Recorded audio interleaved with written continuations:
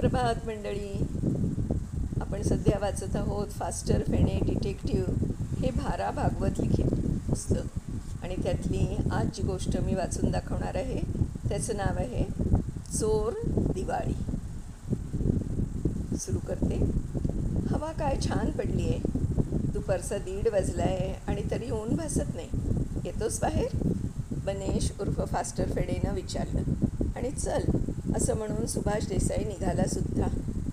दिवाळीनंतरचा पहिलाच दिवस म्हणून विद्याभवन लवकर सुटलं होतं आणि वसतिगृहात सर्व मुलं अजून आलेली नव्हती. त्यामुळे सारं कसं शांत शांत होतं. जिभेवरची करंज्या कडबोळ्यांची चव अजून गेलेली नव्हती. खिशात अजून 4-2 फटाके शिल्लक होते. दोघे बालमित्र बाहेर पडले. ते रेसकोर्सच्या कडेकडेनं चालू लागले. 20-1 मिनिटात मैदानाला चक्कर घालून ते पलीकडच्या एकांड्या रस्त्याला लागले. डाव्या हाताला गवतानं भरलेलं मोठं कुरण होतं. त्यात मोठी झाडं दिसत नव्हती किंवा रस्त्याच्या त्या कडेलाही झाडांची रांग नव्हती. उजव्या कडेला मात्र अंतरावर शेवरीचे उंच उंच चिंचेचे फताडे वृक्ष लावलेले होते. त्या झाडांच्या पलीकडे एक बखळ होती. तित घाणेरीचं रान माजलेलं होतं. याच बाजूने मित्रांचीही दुक्कल चालली होती. रस्त्यावर वर्दळ नव्हती हे सांगितलंच आहे. मध्येच एखादा डबेवाला डोकीवर टिफिनच्या डब्यांचे लाकडी खोकडे घेऊन तुरू पळत होता. एखादा धोबी पाठीवर बोचकं टाकून रेंगाळत चालला होता आणि हडपसर लोणीसारख्या खेड्याकडे निघालेला एखादा सायकलवाला सोलापूर रोड गाठण्यासाठी संथपणे पैडल मारीत होता. रस्त्याच्या दोन्ही काठांना आलटून पालटून उभे केलेले दिव्याचे खांब होते. त्यांच्याकडे पाहत बन्या म्हणाला, या भागात अजून ट्यूबलाईट आलेली दिसत नाही आहे. नाही, साधे बल्ब पुरतात इथे. आड रस्ता तर आहे. सुभाषनं आपलं मत दिलं. पण त्यामुळेच तर इथे तिकडे बल्बच्या चोऱ्या होत असतात. बल्ब काढून घेणं सोपं असतं. हातातून लांबच लांब विजेची नळी मिरवणं सोपं नाही. चोऱ्या काय रे, कशाच्या होत नाहीत चोऱ्या. नगरपालिकेचा तर कितीतरी माल हल्ली चोरीला जायला लागलाय म्हणे. नळ्याच्या तोट्या, दिव्याचे बल्ब, रस्त्याच्या वर पडलेले बोगद्या एवढे पाईप, झालंच तर हत्यारं सुद्धा. डोळीच निघाली आहे म्हणे एक खास म्युन्सिपल माल चोरांची. हे त्यांचं बोलणं चालू आहे तो समोरून म्युन्सिपाल्टीची 2 माणसे शिडी घेऊन येताना त्यांना दिसली. प्रत्येकाच्या मोकळ्या हातात एक बकेट होतं आणि प्रत्येक बकेटात एक मोठा ब्रश होता. एका भांड्यात होता तांबडा लाल रंग, दुसऱ्यात होता डांबरासारखा काळा रंग. त्यांच्या चालण्याबरोबर रंग हिंकळत होते आणि रस्त्यावर त्यांचे शिंतोडे उडत होते. कामगार थांबले. त्यांनी रस्त्या पलीकडे खांबाला टेकून शिडी उभी केली आणि लाल बकेटवाला भराभर पायऱ्या चढू लागला. खांब रंगवणं चाललंय, सुभाष पुटपुटला. उघडच आहे, फास्टर फेणेनं समोर दूरवर न्याहाळत म्हटलं. ते तिकडचे खांब रंगून झालेले दिसतात. खांबाचा वरचा भाग लाल रंगवलाय आणि खालचा काळा. 2 बकेट तेवढ्यासाठी. अधिक तिकडे लक्ष न देता दोघेही उजवीकडे वळले आणि त्या घाणेरीच्या रानात शिरले. बराच वेळ दोघं मजेनं चालले होते. मग एका चिंचेच्या झाडाखाली ते थांबले. तिथेच बुंध्याला टेकून त्यांनी बैठक मारली आणि पाय ताणून देऊन ते आरामात वर पाहू लागले. सुभाष एकदम जिंकल्यासाठी म्हणाला, काय सुरेख चिंचा लागल्या आहेत, गाफळलेल्या. वर बघ तर खरं. त्या पलीकडच्या बाजूला आकड्या साकड्या आहेत, खऱ्या पाकड्या. असं म्हणून एकदम क्विक करीत फास्टर फेणेनं उडी मारली. सुभाषला वाटलं त्यानं चिंचांसाठी मारलेली ही पहिली उडी असावी. दुसऱ्या उडीत तो बहुधा फांदी पकडणार. उई आनंदाची आरोळी असावी. पण नाही. बन्या जागच्या जागीच उड्या मारीत होता आणि पॅन्ट झटकीत होता. उठले का, तो ओरडला. वर बघण्याऐवजी खाली बघ, ती लाल मुंग्यांची रांग पाहिलीस? सुभाषनेही आता उडी मारली आणि आपल्या उघड्या पोटऱ्यांवरून त्यानं थापाड्या मारल्या. हाय, तो किंचाळला. कसलीच तेवढ्या. सर्वांगाचे निर्मुंगीकरण करून झाले आणि मग सुभाष म्हणाला, त्याच्यावर चढून चिंच काढणं शक्यच नाही. चल, कोल्ह्याला चिंचा आंबट. आपल्या उड्या कोल्ह्यासारख्या फुकट जाणार नाही. आपण वाटेल तेवढ्या उंच उड्या मारायला तयार होतो. चल, एक लॉंग जम्प मारी, सुभाष म्हणाले. तर पहिलंच झाड गाठूया आपण रस्त्याच्या कडेवरच्या बाजूचं. त्या झाडावर दिवसभर चढत राहिलं तरी चिंचा मिळणार नाहीत. का? कारण ते शेवरीचं झाड आहे. हो, पण मग? सुभाष डोळे किलकिले करून त्या झाडाकडे पाहत म्हणाला, त्याच्या शेंड्यावर माणूस कशाला चढलाय? त्याला कापूस हवा असेल, किंवा तो माणूस नसून माकड असेल. माकड तोंड्या आहे खरा, सुभाष म्हणाला, पण माणूसच आहे तो. इतक्यात तो माकड तोंड्या माणूस झाडावरून सरसर खाली उतरला. त्याचेही कपडे खाकी होते.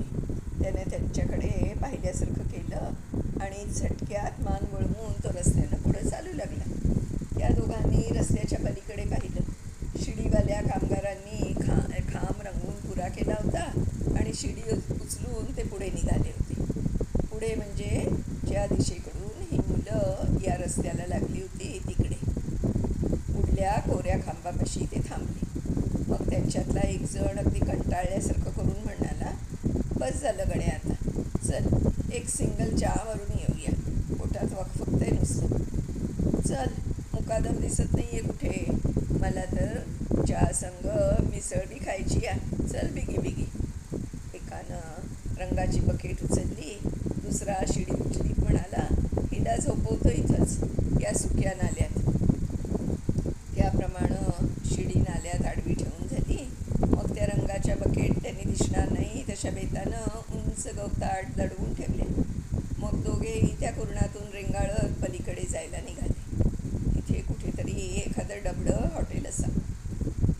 असा असतो म्युन्सिपाल्टीचा कारभार. सुभाषनं नागरी कारभाराबद्दल आपलं गंभीर मत दिलं. नुसता टीचा कारभार म्हण की, फास्टर फेणे फिसफिसला. मग काय तर, काम अर्ध्यावर टाकून खुशाल पळाले आणि तेही सगळं सामान इथे सोडून. आता आपल्यासारख्या पोरांनी तो रंग पळवला म्हणजे आपण तसे नाही हे त्यांना माहीत असणार. पण याही गंभीरपणे म्हणाला. पण तेवढ्यात त्याचे विचार जरा बदललेले दिसले. कारण तो एकदम म्हणतो, काय रे सुभाष, म्युन्सिपाल्टी आपलीच असते ना? म्हणजे काय? म्हणजे असं की त्यातला इब्लूसचा रंग आपण घेतला म्हणून काय बिघडेल रे? कशाला हवा आहे तुला इब्लूचा रंग? सुभाष म्हणाला. तोंड काळं करायचं आहे का? तसं आधीच तू काय कमी काळा आहेस? सुभाषला गोरेपणाचा फार अभिमान होता. काळा नाही रे, लाल. आमची माली आहे ना, माझी मामी बहीण, तिला नखांना लावायला लाल रंग हवा आहे. असं म्हणून बन्या रस्ता ओलांडून धावत त्या खांबापर्यंत गेला. इतकंच नाही तर पूर्णातल्या त्या गवतात त्यानं उडी मारली. सुभाष त्याच्या पाठोपाठ ते बाहेर पोचला. तो म्हणाला, पोरींना मेहंदी हवी असते बाबा, हा रंग नाही चालणार. आणि तेवढ्यात फास्टर फेडेनेही आपला भेद बदलला होता. म्हणजे त्याला एकदम त्या म्युन्सिपल माल चोरांची आठवण झाली होती. म्हणूनच असं काही नाही, पण ती चोरी आहे हे आपलं गंमत म्हणून घेणं ठीक आहे. तरी पण सुभाषला म्हणाला, मला वाटतं यातला रंग आपण घेणं बरोबर नाही. म्युनिसिपाल्टी जनतेची असली तरी पुण्याची लोकसंख्या 10 लाख असेल. म्हणजे मी फक्त 1 दशलक्षांश जनता आहे. मग 1 दशलक्षांश घे वाटलं तर. एखादं बारीकसं टिपूस, त्यांचा हा विनोद चालू आहे, तोच गवताच्या आडून त्यांना असं दिसलं की रस्त्यावरून 2 इसम चालले आहेत. त्यांचेही कपडे खाकी आहेत आणि एकाच्या हातात बॅग आहे, ती खाकी कापडाची. त्यात हत्यारं विद्यारं असतील का? हेही म्युन्सिपल कामगारच का? सुभाष डोके खाली खाली पुटपुटला. आले इथे तर सांगू, आम्ही तुमचा रंग चोरायला आलो नव्हतो, कोणी चोरू नये म्हणून राखण करीत होतो. त्याचं हे बोलणं फास्टर फेणीला लागलं. चोरी चोरी काय लावलंयस रे? तो चिडून म्हणाला, कुणाला हवाय तो रंग? आणि इतकं बोलणं होऊन सुद्धा दोघांनी उगाचच चोरट्यासारख्या मानाखाली घातल्या होत्या. तरी फास्टर फेणेचे डोळे गवतामधून बाहेर पाहत होते. कान टवकारलेले होते. ते गडी आपसात बोलत होते. मंगू आगे चला गया, बहुत जल्दी काम करता है वो. जी हाँ, बंदर के जैसे चढ़ता है वह खंबे पर. वह अकेला है और इतना आगे चक बढ़ गया. मास्टर फेनेनं सुभाषकडे प्रश्नार्थक नजरेनं पाहिलं. काय बोलतायत हे? खंबे पर काय कुचडताय? ते मगाचे कामगार म्हणावे तर ते दोघे होते आणि हे तर एकट्याच्या पराक्रमाबद्दल बोलत आहेत. कोण हा एकटा? हां हां, तो मगाचा माणूस तर नाही, तो माकड तोंड्या, शेवरीच्या झाडावरनं सरसर उतरला तो. पण हा खंब्यावर म्हणतोय, झाडावर नाही. फास्टर फेणेनं चटदिशी त्या मगाच्या शेवरीच्या झाडाकडे पाहिलं. उंच सरळ सोट खांबासारखं, पण तो खांबापेक्षा चढायला सोपा. आणि अरेच्या, तो तिथला खांब त्या शेवरीला जवळजवळ भेटलेलाच आहे की.